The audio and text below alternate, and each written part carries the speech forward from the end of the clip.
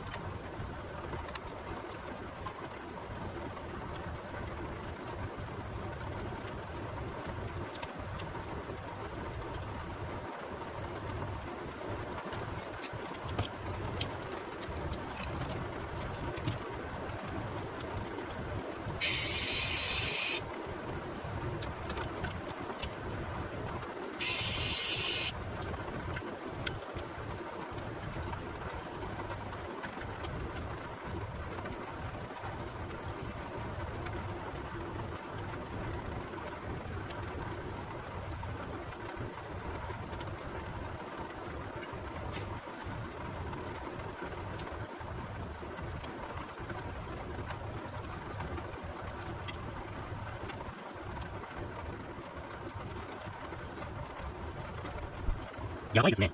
このファンの配線、この IC に入ってます。この IC ってもしかしてロム書き換えタイプじゃないかなと思うんですけど、